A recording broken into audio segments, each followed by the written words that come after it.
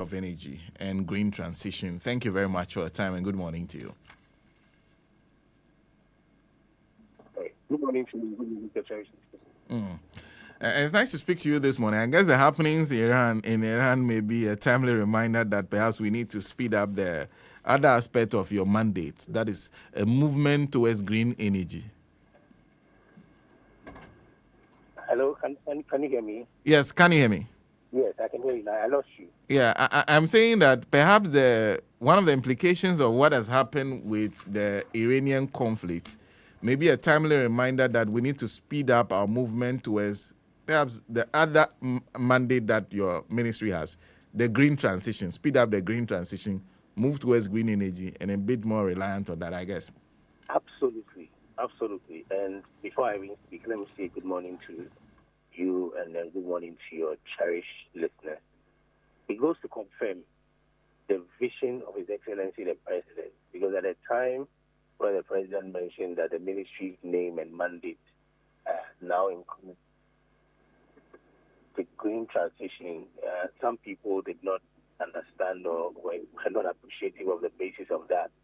But yes, it is critical that we look at the green transition, which is one, cheaper source of fuel, which is a more secured fuel, cleaner fuel, to ensure that in times like these, the energy security of this country is not compromised. And the ministry is doing a lot in relation to that. About 2 or 3 weeks ago, when Peter Krashi, led by the minister, Honorable John Chinapo, to launch the mini grid to ensure that areas that have difficulties on getting on the national grid are put on solar. They're looking at impacting lives of about 250,000 people. Beyond that, there are 35 other areas that are also going to benefit from that. They're looking at nuclear energy, they're looking at wind, they're looking at solar, rooftop solar for homes, rooftop solar for companies as well, or industry. So yes, there's a concerted effort from the ministry to ensure that the green revolution is experienced in this country under His Excellency's government, led by Honorable George Chinapo, Honorable Minister for Energy and Green Transition. Great. Anyway, we'll make time to talk about that in a bit more, what needs to be done. But in the meantime, have your worries to a large extent been quelled by the fact that now the U.S. has announced a ceasefire? Iran says it will not fire if Israel does not fire. Israel has agreed to that ceasefire. Does that essentially deals with your worries in the interim? Yes, I would say in the interim, because Ghana is not an isolated country. This world is now a global village. The impact of a decision by someone sitting 10, 20, 50,000 kilometers away can have an adverse effect on you. A country like Iran is a major oil-producing country, and if there are challenges in that country, it has a possibility of having a spilling effect across the globe, especially when it comes to prices of fuel.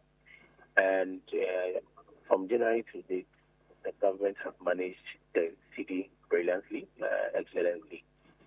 If you look at what has been done, what has been achieved, you've moved from an average of about 17 Ghana cities to an average of 10 Ghana cities, 25 pesos. These are BOT rates. And it has had an effect on fuel, positive effect on fuel prices, where currently we moved from average of about 17 to 11, 10, or 12, depending on where you purchase your fuel from. But the other two factors which currently threaten price of fuel will be crude oil price on the international market and also price of finished products on the international market.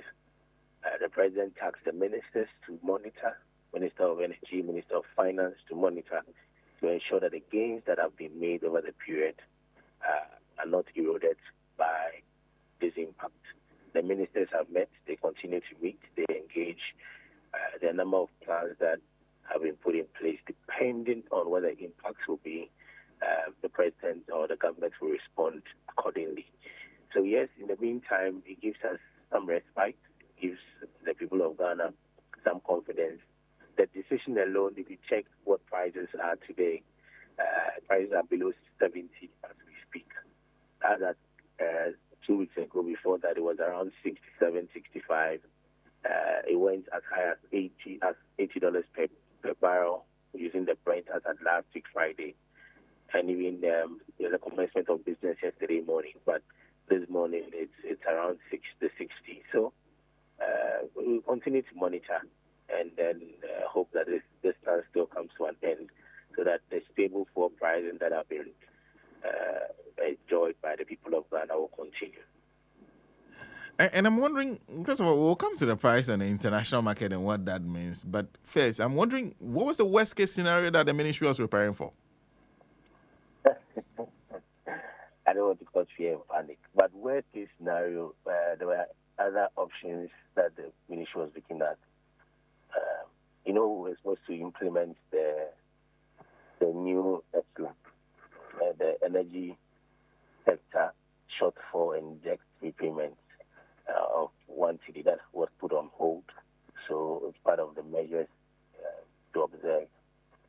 Beyond that, there are the same levy as part of the components. One critical thing is for price stabilization levy, even though it is consolidated. The use of that levy is for periods like this to support or to cushion consumers. So that's also an option. The margins or the levies can always be looked at by government when it gets to a critical point.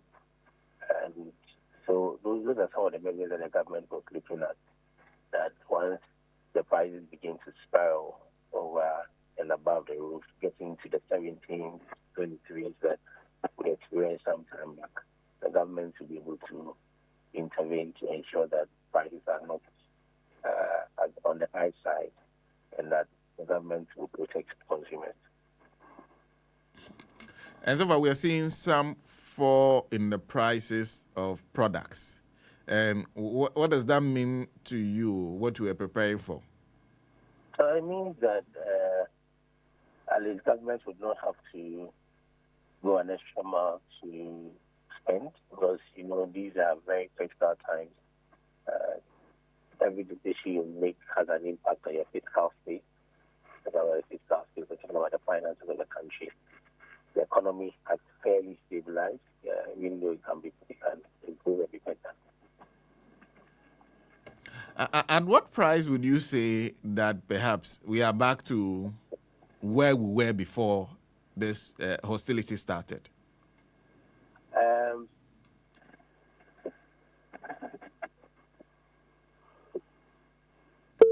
Oh, okay. We have Richmond ROCKSON. We have lost Richmond ROCKSON on the line. We'll try and get him back and conclude that conversation with him, and then we'll speak to a few more people on this issue. Move on to another issue. Of course, everybody's attention is on what is happening within a new patriotic party.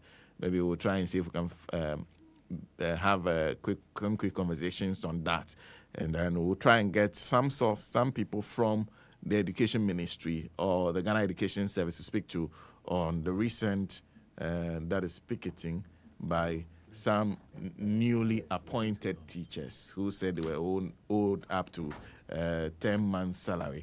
Richmond, sorry we lost you there. I was asking how far the prices have to fall for you to feel a bit more comfortable that you are back to where you were.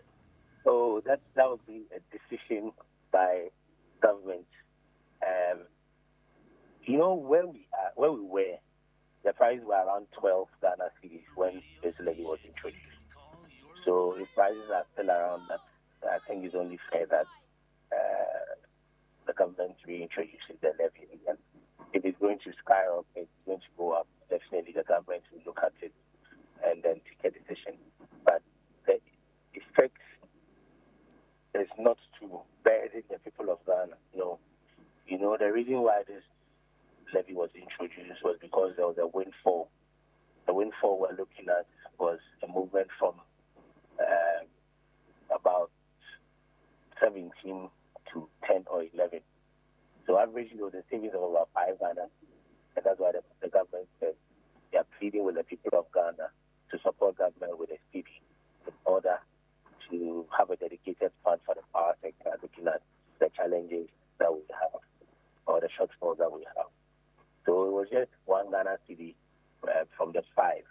And if the 5 is strengthened completely, definitely the government will not be in a haste to look at the decision. But if at the end of the day, the 5 Ghana city is still maintained and the original plan which the government had can be implemented, I'm sure that the decision will be made by government. So the decision to introduce the levy will be subject to you feeling that the consumers still have the low prices that they had when we were about to introduce it. Oh, definitely. Like I mentioned, that the goal of the president is not unnecessarily burden the people of Ghana. That is not the goal. The goal is to get support from the people of Ghana. So if the support is really threatened, at the end of the day, I think that it will not be fair to be able to roll that out. But like I said, all these analyses will be done. The simulations have been done. The monitoring is still ongoing. And the appropriate time, the government will announce the resumption of this levy. It is critical. It is very essential that this levy is implemented to support the power sector. The problems in the sector, if there's no dedicated fund, brother, you'll get to a point that if we are not careful, we will not even have the power that we have today. So it's important that we all come on board, we all support, and ensure that this levy is rolled out and that all of us contribute to support the government's efforts to have a sustainable power supply at all material times. In the meantime, how is the power sector looking now? But everybody can tell that in the last 2 months, we've had a fairly good power sector. It's been fairly stable as compared to what we met in January, February.